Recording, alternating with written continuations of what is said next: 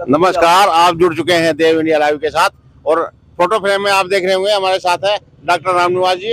इनसे जो ये एलिवेटेड रोड के बारे में जानते हैं डॉक्टर रामनिवास जी। नमस्कार डॉक्टर साहब। जी नमस्कार डॉक्टर साहब एक हाँ, ये देखिए 3 जुलाई की यहाँ पर बवाना के मेन स्टैंड का ये गांव बवाना दिल्ली 39 वार्ड नंबर 30 में हम खड़े हैं। ये ठीक सामने दिल्ली पब्लिक लाइब्रेरी है और ये मेरे पीछे और ये दिल्ली रोड है जो कि हमारा सीधा मेट्रो बादली समयपुर DTU पूट ये रास्ता है। और मेरे सामने फिर ये बाएं साइड में कंजावला और सीधा बवाना ओचंदी रोड, इस रोड पर हम खड़े हैं। तो पहले ये बवाना मेन चौपाट में 3 जुलाई की पंचायत हुई थी इस एलिवेटेड रोड के बारे में और हमारे विधायक उपकार जी पंचायत में आए थे तो वो पूछ रहे थे भी एलिवेटेड रोड यहाँ प्रस्तावित हुआ है। उन्होंने विधानसभा में और अखबारों के माध्यम से ये पता जानकारी आई थी तो वो सर्वे कर किया था कि भी एलिवेटेड रोड ये बन पाएगा या नहीं बन पाएगा या बाईपास का विकल्प ठीक रहेगा। ऐसी चर्चा परिचर्चा 3 जुलाई को हुई थी और 4 जुलाई को उस दिन सोमवार था 4 जुलाई का, उस दिन ये टेंडर लगा था इसके फिजिबल रिपोर्ट के लिए। लेकिन वो किसी कारण से वो फिजिबल रिपोर्ट वाला जो जिस कंपनी को टेंडर ओपन हुआ था वो कुछ एडमिनिस्ट्रेशन कमियों की कारण से या किसी प्रशासनिक उस वजह से वो टेंडर कैंसिल हो गया। अब दोबारा से टेंडर कॉल किया है जो कि ये 12 अभी तारीख से लेके अभी दिसंबर चल रहा है। इस पे लोगों के सुझाव भी मांगे गए बताए हैं। हाँ, आज हम ये क्लिप बना रहे हैं, आज 18 दिसंबर है, सोमवार का दिन है। तो 12 दिसंबर से 19 दिसंबर तक फिर से कंपनी को टेंडर कॉल किया कि बवाना का जो फ्लाईओवर एलिवेटेड रोड दिल्ली सरकार का PWD के माध्यम से प्रस्तावित है ये बन पाएगा नहीं बन पाएगा। तो इसकी फिजिबल रिपोर्ट जो टेक्निकल रिपोर्ट जो AE और इंजीनियरिंग के माध्यम से वो कॉल किया है। तो ये पहले कैंसिल नहीं कराया था या अभी पंचायत वो दूसरा जिसका भी आप जिक्र कर रहे हो समिति वाले या पहले ये सामने ये ऑर्डर भी बांटे गए हैं मार्केट में कि कैंसिल हो गया। हाँ, वो मैंने भी देखे थे कि भी वो ऑर्डर अभी मेरे पास भी है, मैं आपको दिखाऊंगा। अच्छा, लेकिन वो कैंसिल नहीं था, वो एडमिनिस्ट्रेशन ऑर्डर के जो प्रशासनिक उस कारण से वो किसी कारण से टेंडर कैंसिल हो जाता है।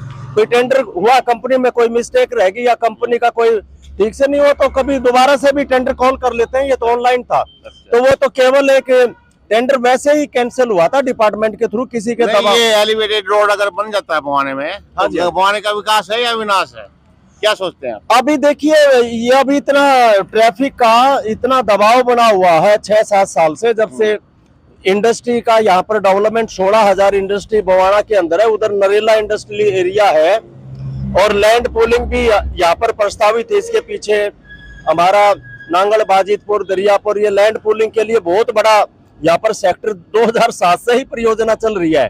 और हमारे बगल में खरखोदा है साथ में लगता हुआ ओचंदी बॉर्डर।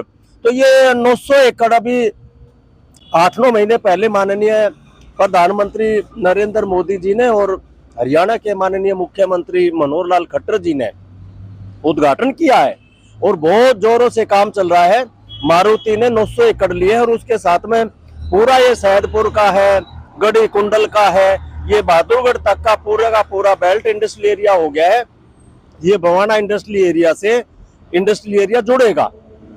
उधर से UER भी हमारा बन रहा, नितिन गडकरी के माननीय नितिन गडकरी ने बहुत ही बढ़िया UER बड़वासनी से बवाना इंडस्ट्रियल एरिया से और उधर से नजफगढ़ से होता हुआ द्वारका और फिर गुड़गांव से वो जोड़ दिया है।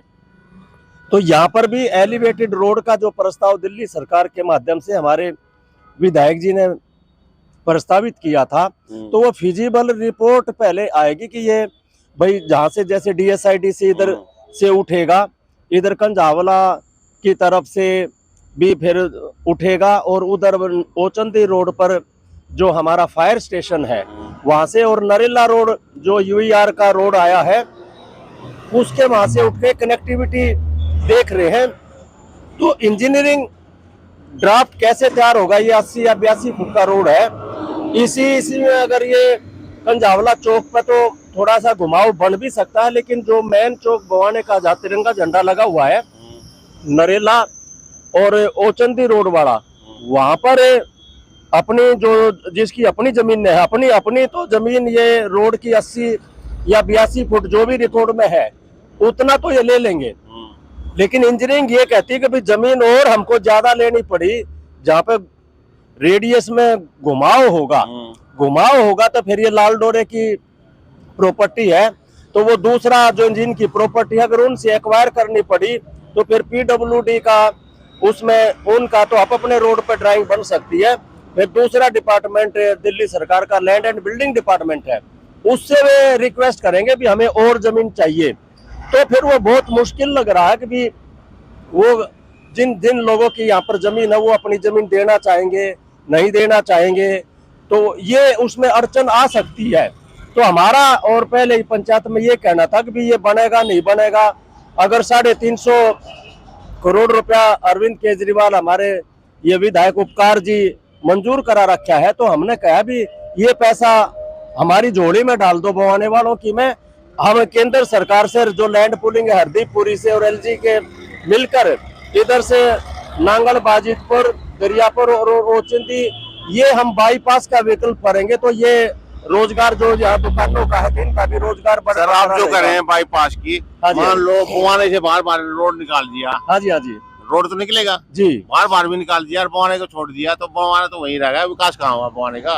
नहीं बवाने का जो ये रोड है ये भी अभी 80-82 फुट का है, ये आप देख रहे हो, तो इसको बेहतर तरीके से जितने भी इसकी इंक्रोचमेंट है ना, जहाँ पर इसको लोगों ने इंक्रोचमेंट किया है। आपका मकान है रोड पे, ठीक है, हाँ वो जो रोड पे है वो हटाया जाए। मेरा सवाल ये दीजिए, आपका मकान है रोड पे, हाँ मकान है रोड पे, तो जब भी तो आपको मतलब सुविधा मिल रही है। हाँ यहाँ से मतलब एलिवेटेड रोड निकलेगा जब भी तो लोगों को सुविधा मिलेगी। नहीं वो फिर ट्रैफिक का बहुत ज्यादा दबाव, हम कह रहे हैं कि एक अभी तो जमीन है, इतना ट्रैफिक का जैसे आप कल्पना नहीं कर पाओगे, ये सदर जैसा हो गया यहाँ पे। हम तो सोच रहे थे कि 100 साल में भी ऐसा नहीं होगा, लेकिन ये तो 15-20 साल में ही ट्रैफिक इतना ज्यादा हो गया है, और ये बहुत बड़ा हब गुड़गांव से भी ज्यादा ये डेवलप खरखोदा होने वाला है, तो आप कल्पना भी नहीं कर पाओगे इतनी बड़ा इंडस्ट्री। वो चीज मैं समझ गया सर, मैंने एक जो एक्टिविस्ट है राम कुमार जी खरखोदा के, उन्होंने बता दिया था कि एक बहुत बड़ी मारुति हो चुका है उसका उद्घाटन आ रहा है, वहाँ से रोड निकलेगा, और उसी पर्पज में एक ओचंदी में पावर प्लांट चल रहा है। हाँ पावर प्लांट भी चल रहा है, बहुत बड़ी मतलब वो प्लानिंग है विकास की। वो चल रहा है, प्लान चल रहा है, उधर भी कुछ किसान है उनको पैसा नहीं दिया उसको। लेकिन क्या है कि गांव वाले क्या है, बवाने वाले ओचंदी वाले ये मतलब क्यों रोड अटका रहे हैं विकास में? नहीं मतलब वो विकास नहीं करे तो लोग कहते हैं विकास नहीं हुआ, क्या काम किया बताओ, काम करते हैं तो काम करने नहीं देते। देखो क्या करे सरकार?